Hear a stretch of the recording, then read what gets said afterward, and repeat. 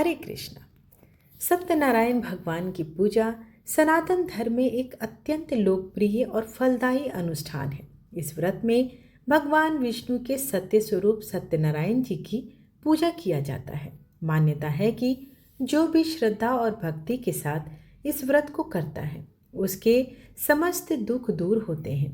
जीवन में सुख, समृद्धि, शांति और सौभाग्य की प्राप्ति होती है। यह व्रत किसी भी शुभ तिथि, विशेषकर पूर्णिमा, एकादशी, संक्रांति, विवाह, गृह प्रवेश या किसी भी मंगल अवसर पर किया जा सकता है। व्रत में कथा श्रवण और प्रसाद वितरण का एक विशेष महत्व है, क्योंकि इसे करने से पुण्य कई गुना बढ़ जाता है। यह व्रत परिवार में प्रेम, एकता और खुशहाली लाने वाला माना जाता है और इसके अनुष्ठान से समस्त मनोकामनाएं शीघ्र पूर्ण हो जाती है।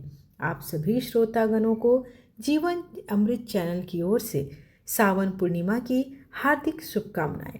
भगवान शिव और विष्णु जी की कृपा आपके जीवन में सदा बनी रहे। आपके घर में सुख शांति। एक समय की बात है कि नैमिषारण्य तीर्थ में सौनकादिक 88,000 ऋषियों ने श्री सूत जी से पूछा, हे प्रभु, इस कलयुग में वेद विद्या रहित मनुष्यों को प्रभु भक्ति किस प्रकार मिल सकती है तथा उनका उद्धार कैसे होगा? हे मुनि श्रेष्ठ, कोई ऐसा तप बताइए जिसे थोड़े समय में ही पुण्य मिले और मनोवांछित फलों की प्राप्ति भी हो।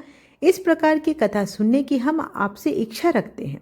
सर्वशास्त्रों के ज्ञाता सूत जी बोले, हे वैष्णव में पूज्य, आप सभी ने प्राणियों के हित की बात पूछी है, इसलिए मैं इस ऐसे श्रेष्ठ व्रत को आप लोगों को बताऊंगा जिसे नारद जी ने लक्ष्मी नारायण जी से पूछा था और लक्ष्मीपति ने मुनि श्रेष्ठ नारद जी से कहा था। आप सब इसे ध्यान। एक समय की बात है कि योगीराज नारद जी दूसरों के हित की इच्छा करने वाले अनेकों लोकों में घूमते हुए मृत्यु लोक में आ पहुंचे और यहाँ उन्होंने अनेक योनियों में जन्मे प्रायः सभी मनुष्यों को अपने कर्मों के द्वारा अनेकों दुखों से पीड़ित देखा। उनका दुख देख नारद जी सोचने लगे कि कैसा यत्न किया जाए जिसके करने से निश्चित रूप से मानव के दुखों का अंत हो जाए। इसी विचार पर मनन करते हुए वह विष्णु लोक में गए। वहां वह देवों के ईश भगवान नारायण की स्तुति करने लगे, जिनके हाथों में शंख, चक्र, गदा और पद्म थे। गले में वरमाला पहने हुए थे। स्तुति करते हुए नारद जी बोले, हे भगवान, आप अत्यंत शक्ति से संपन्न हैं। मन तथा वाणी भी आपको नहीं हो पा सकती। आदि, मध्य तथा अंत नहीं है। निर्गुण स्वरूप सृष्टि के कारण भक्तों के दुख को दूर करने वाले आपको मेरा नमस्कार है। नारद जी की स्तुति सुन विष्णु भगवान बोले, हे मुनि श्रेष्ठ, आपके मन में क्या बात है? आप किस काम के लिए पधारे हैं उसे निसंकोच कहो। इस पर नारद मुनि बोले कि मृत्यु लोक में अनेक योनियों में जन्मे मनुष्य अपने कर्मों के द्वारा अनेकों दुख से दुखी हो रहे हैं। नाथ, आप मुझ पर दया रखते हैं तो कृपा कर के कुछ ऐसा व्रत बताइए जिससे थोड़े से ही प्रयास से ही मनुष्य अपने दुखों से छुटकारा पा सकता है। श्री हरि बोले, हे नारद, मनुष्यों की भलाई के लिए तुमने बहुत ही अच्छी बात पूछी है, जिससे करने से मनुष्य मोह से छूट जाता है। वह बात मैं कहता हूँ, उसे सुनो। स्वर्ग लोक व मृत्यु लोक दोनों में एक दुर्लभ उत्तम व्रत है जो पुण्य देने वाला है। आज प्रेमवश होकर मैं उसे तुमसे कहता हूँ। श्री सत्यनारायण भगवान का यह व्रत अच्छी तरह विधान पूर्वक करके मनुष्य तुरंत ही यहाँ सुख भोग कर मरने पर मोक्ष प्राप्त करता है। श्री हरि के वचन सुन नारद जी बोले कि उस व्रत का फल क्या है और उसका विधान क्या है? यह व्रत किसने किया था? इस व्रत को किस दिन करना चाहिए? सब कुछ विस्तार पूर्वक बतलाए। नारद जी की बात सुनकर श्री हरि बोले, दुख व शोक को दूर करने वाला यह व्रत सभी स्थानों पर विजय दिलाने वाला है। मानव को भक्ति व श्रद्धा के साथ शाम को श्री सत्यनारायण की पूजा धर्मपरायण होकर ब्राह्मणों और बंधुओं के साथ करनी चाहिए। भक्ति भाव से ही नैवेद्य, केले का फल, घी और गेहूं का आटा सवैया लें। गेहूं के स्थान पर साठी का आटा शक्कर तथा गुड़ लेकर वह सभी भक्षण योग्य पदार्थों को मिलाकर भगवान को भोग लगाएं।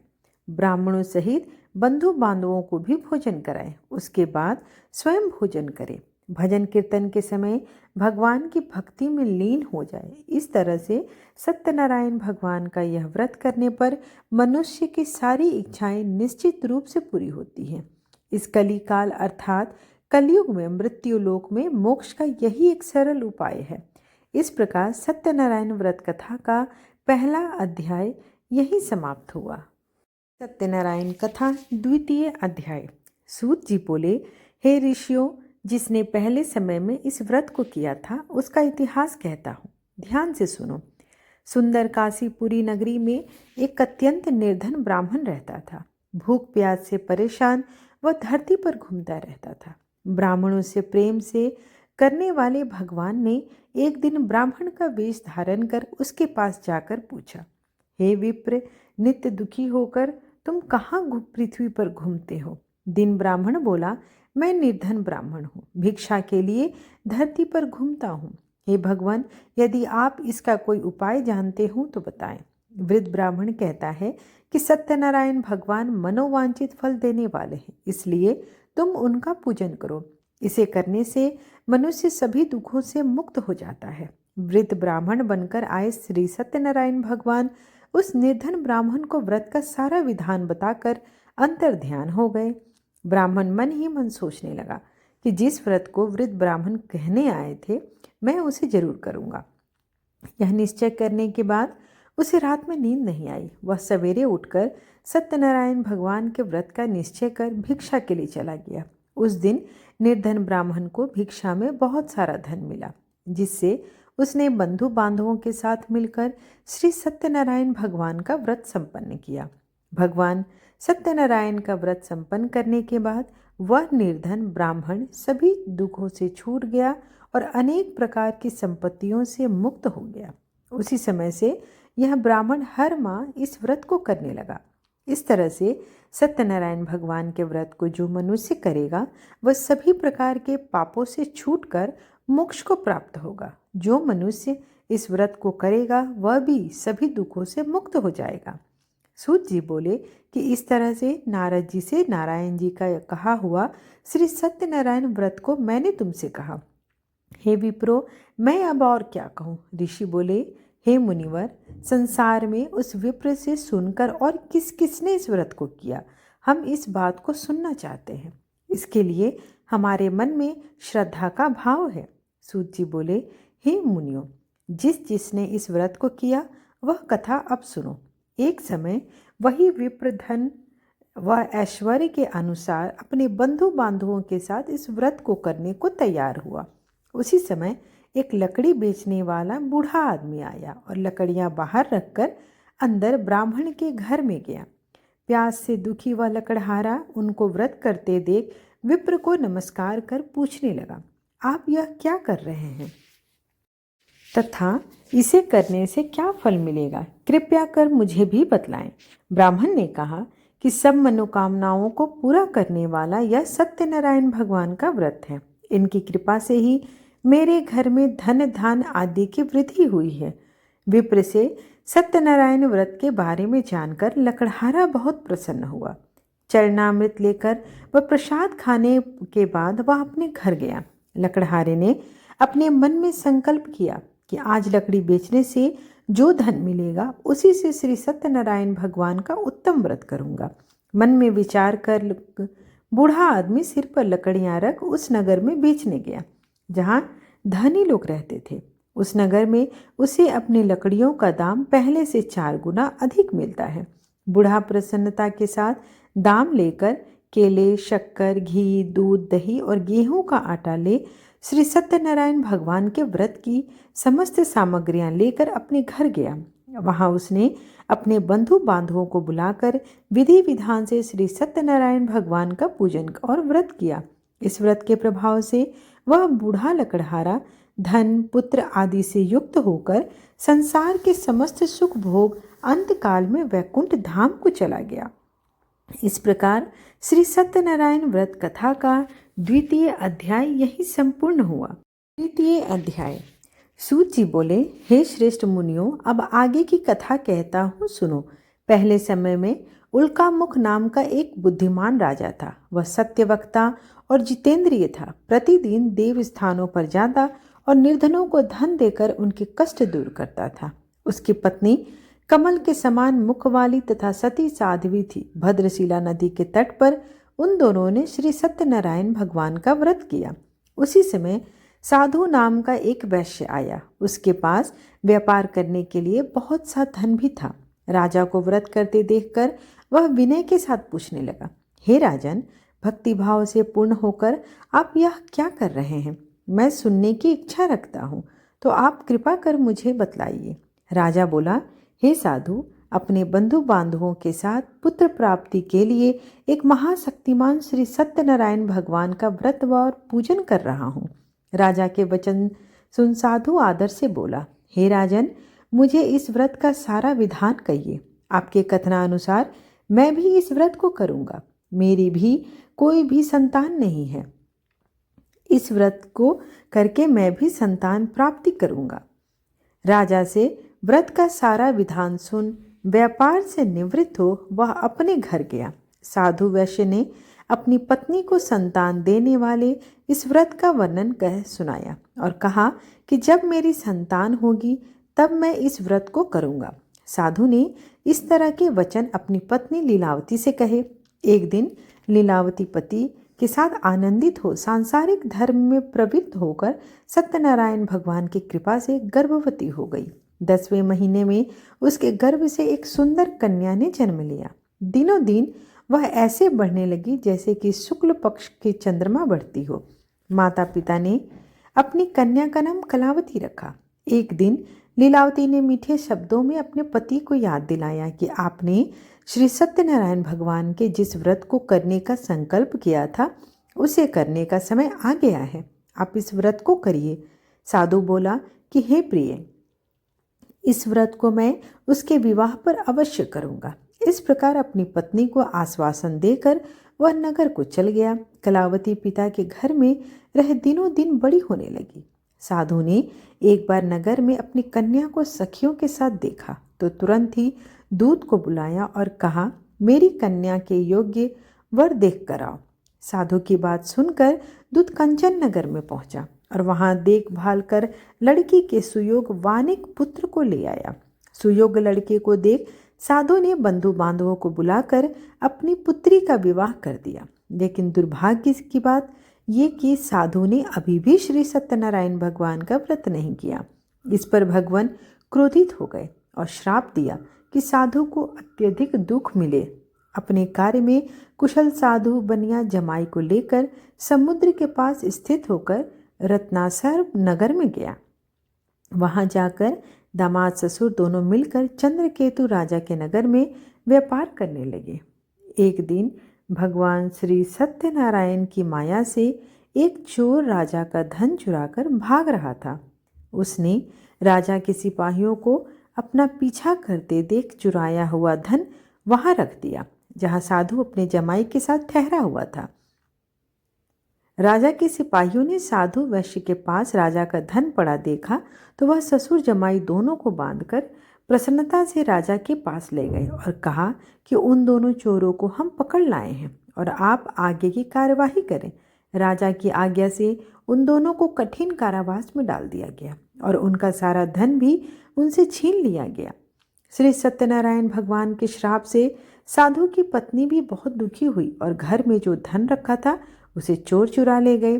शारीरिक तथा मानसिक पीड़ा व भूख प्यास से अति दुखी हो अन्न की चिंता में कलावती एक ब्राह्मण के घर गई। वहां उसने श्री सत्यनारायण भगवान का व्रत होते देखा। फिर कथा भी सुनी। वह प्रसाद ग्रहण काल राजा सभा में अपना सपना सुनाया। फिर बोले कि वाणिक पुत्रों को कैद से मुक्त कर दो और सभा में ले आओ। दोनों ने आते ही राजा को प्रणाम किया। राजा मीठी वाणी में बोला, हे महानुभाव, भाग्यवश ऐसा कठिन दुख तुम्हें प्राप्त हुआ, लेकिन अब तुम्हें कोई भय नहीं। ऐसा कहकर राजा ने उन दोनों को नए वस्त्र और आभूषण भी पहनाए और जितना धन उनका लिया उससे दुगना धन वापस कर दिया। दोनों वैश्य अपने घर की ओर चल दिए। इस प्रकार श्री सत्यनारायण व्रत कथा का तृतीय अध्याय यही संपूर्ण हुआ। चतुर्थो अध्याय। सूत जी बोले, वैश्य ने मंगलाचार कर अपनी यात्रा आरंभ की और अपने नगर की ओर चल दिया। उनके थोड़ी दूर जाने पर एक दंडी वेशधारी श्री सत्यनारायण ने उनसे पूछा, हे साधु, तेरी नाव में क्या है? अभिमानिक वणिक हंसता हुआ बोला, हे दंडी, आप क्यों पूछते हैं? क्या धन लेने की इच्छा है? मेरी नाव में तो बेल व पत्ते भरे हुए हैं। वैश्य के कठोर वचन सुन भगवान बोले, तुम्हारा वचन सत्य हो। दंडी ऐसे वचन कह वहां से दूर चले गए। कुछ दूर जाकर समुद्र के किनारे बैठ गए। दंडी के जाने के बाद साधु वैद्य ने नित्य क्रिया के पश्चात नाव को ऊंची उठते देखकर अचंभित हो गए और नाव में बेल पत्ते आदि देखकर वह मूर्छित हो जमीन पर गिर पड़ा। मूर्छा खुलने पर वह अत्यंत शोक में डूब गया। तब उसका दामाद बोला कि आप शोक न करिए, यह दंडी का श्राप है, इसलिए हमें उनकी शरण में ही जाना चाहिए, तभी हमारी मनोकामना पूर्ण होगी। दामाद की बात सुनकर वह दंडी के पास पहुंचा और अत्यंत भक्ति भाव से नमस्कार करके बोला, मैंने आपसे जो असत्य कहा उन वचनों के लिए मुझे क्षमा करें। ऐसा कहकर महान शोकातुर होकर रोने लगा। तब दंडी भगवान बोले, हे वणिक पुत्र, मेरी आज्ञा से ही तुझे बार बार दुख प्राप्त हो रहा है। तू मेरी पूजा से विमुख हुआ। साधु बोला, हे भगवान, आपकी माया से ब्रह्मा आदि देवता भी आपके रूप को नहीं जानते, तब मैं अज्ञानी कैसे जान सकता हूँ? आप प्रसन्न हो जाइए। अब मैं सामर्थ्य के अनुसार आपकी पूजा करूँगा। मेरी रक्षा करो और पहले के समान नौका में धन भर दो। साधु वैश्य के भक्तिपूर्वक वचन सुनकर भगवान प्रसन्न हो गए और उसकी इच्छा अनुसार वरदान देकर अंतर्ध्यान हो गए। ससुर जमाई जब नाव पर आए तो नाव पर धन से भरी हुई थी। फिर वहीं अपने अन्य साथियों के साथ सत्यनारायण भगवान का पूजन कर अपने नगर को चल दिए। जब वे नगर के नज़दीक पहुंचे तो दूत को घर पर खबर देने के लिए भेजे। दूत साधु की पत्नी को प्रणाम करके कहता है, मालकिन अपने मालिक और दामाद सहित नगर के निकट आए हैं। दूत की बात सुन साधु की पत्नी लीलावती ने बड़े हर्ष के साथ सत्यनारायण भगवान का पूजन कर अपनी पुत्री कलावती से कहा, मैं अपने पति के दर्शन को जाती हूँ, तू कार्य पूर्ण कर शीघ्र आ जाना। माता के ऐसे वचन सुनकर कलावती जल्दीबाजी में प्रसाद छोड़ दिया और अपने पति को देखने चली गई। प्रसाद की अनादर होने के कारण श्री सत्यनारायण भगवान रुष्ट हो गए और नाव सहित उसके पति को पानी में डुबो दिया। कलावती अपने पति को वहां न पाकर रोती हुई जमीन पर गिर पड़ी। नौका को डूबा हुआ देख व कन्या को रोता देख साधु दुखी होकर बोला कि हे प्रभु, मुझसे तथा मेरे परिवार से जो भूल हुई है उसे क्षमा करें। साधु के दिन वचन सुनकर श्री सत्यनारायण भगवान प्रसन्न हो गए और आकाशवाणी हुई, हे साधु, तेरी कन्या मेरे प्रसाद को छोड़ कर आई है और इसलिए इसका पति अदृश्य हो गया है। यदि वह घर जाकर प्रसाद खाकर लौटती है तो इसका पति अवश्य मिलेगा। ऐसी आकाशवाणी सुनकर कलावती घर पहुंचकर प्रसाद ग्रहण करती है और फिर आकर अपने पति के दर्शन करती है। उसके बाद साधु अपने बंधु बांधवों सहित श्री सत्यनारायण भगवान का विधि विधान से पूजन करता है तथा इस लोक में सुख को भोग कर अंत में स्वर्ग को प्राप्त होता है। इस प्रकार श्री सत्यनारायण व्रत कथा का चतुर्थ अध्याय समाप्त हुआ। पंचमो अध्याय। सूत जी बोले, हे ऋषियों, मैं और भी एक कथा सुनाता हूँ, उसे भी ध्यानपूर्वक सुनो। प्रजा पालन में लीन तुंगध्वज नाम का एक राजा था। उसने भी भगवान का प्रसाद त्याग कर बहुत ही दुख पाया। एक बार वन में जाकर वन पशुओं को मारकर वह बड़े के पेड़ के नीचे आया। वहां उसने ग्वालों को भक्तिभाव से अपने बंधु बांधवों से श्री सत्यनारायण भगवान का पूजन करते देखा। अभिमानवश राजा ना वहां गया और ना ही भगवान को नमस्कार किया। ग्वालों ने जब राजा को प्रसाद दिया तो उस प्रसाद को भी नहीं खाया और प्रसाद वहीं छोड़कर अपने नगर को चल दिया। जब वह नगर में पहुंचा तो वहां सब कुछ तहस नहस हुआ पाया तो वह शीघ्र ही समझ गया कि यह सब भगवान ने ही किया है। वह दोबारा ग्वालों के पास पहुंचा और विधि पूर्वक पूजा करके प्रसाद खाया। तो श्री सत्यनारायण भगवान की कृपा से सब कुछ पहले जैसा हो गया। दीर्घ काल तक सुख भोगने के बाद मरने के उपरांत उसे स्वर्गलोक की प्राप्ति हुई। जो मनुष्य परम दुर्लभ इस व्रत को करेगा तो भगवान श्री सत्यनारायण की अनुकंपा से उसे धन्य धान्य की प्राप्ति होगी। निर्धन धनी हो जाता है और भय मुक्त हो जीवन जीता है। संतानहीन मनुष्य को संतान की प्राप्ति होती है और सारे मनोरथ पूर्ण होने पर मानव अंतकाल में वैकुंठ धाम को जाता है। सूत जी बोले, जिन्होंने पहले इस व्रत को किया अब उनके दूसरे जन्म की कथा कहता हूँ। वृद्ध सतानंद ब्राह्मण ने सुदामा का जन्म लेकर मोक्ष की प्राप्ति की। लकड़हारे ने अगले जन्म में निषाद राजगुह बनकर मोक्ष की प्राप्ति की। उल्का मुख नाम का राजा दशरथ होकर वैकुंठ गए और साधु नाम के वैश्य ने मोर ध्वज बनकर अपने पुत्र को आरे से चीर कर मोक्ष पाया।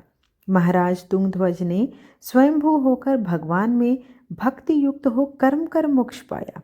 इस प्रकार श्री सत्यनारायण व्रत कथा का 5वां अध्याय यहीं समाप्त हुआ। प्रेम से बोलिए श्रीमन नारायण श्री सत्यनारायण भगवान की जय। ओम जय लक्ष्मी रमणा स्वामी जय लक्ष्मी रमणा सत्यनारायण स्वामी जनपातक हरणा जय लक्ष्मी रमणा रतन जड़ित सिंहासन अद्भुत छवि राजे नारद करत निरंजन घंटा ध्वनि बाजे जय लक्ष्मी रमणा प्रगट भई कलि कारण द्विज को दरस दियो बूढ़ो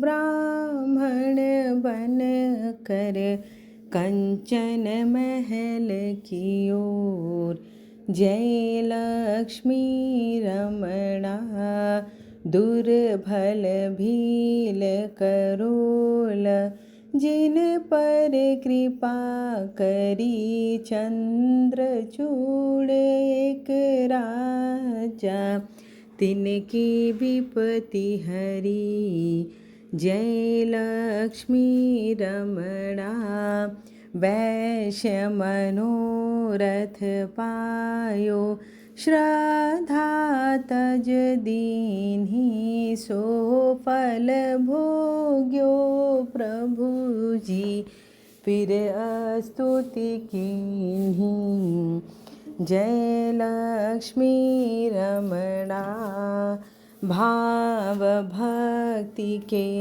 कारण क्षीण क्षीण रूप धरो श्रद्धा धारण कीन्ही तिनको काज सयो जय लक्ष्मी रमणा ग्वाल बाल संग राजा वन में भक्ति करी मन वांछित फल दीन हो दीन दयाल हरि जय लक्ष्मी रमणा चढ़त प्रसाद सवायो कदली फल मेवा धूप दीप तुलसी से राजी सतदेवा जय लक्ष्मी रमणा सत्यनारायण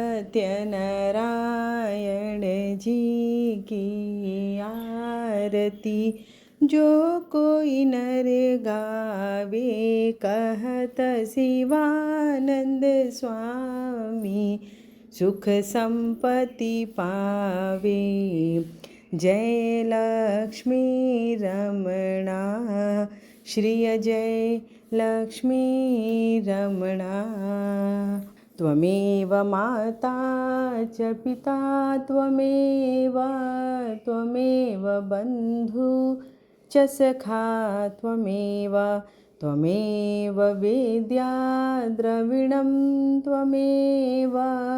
त्वमेव सर्वं मम देव देव।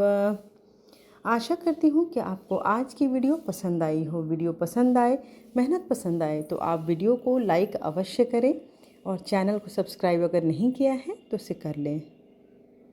धन्यवाद।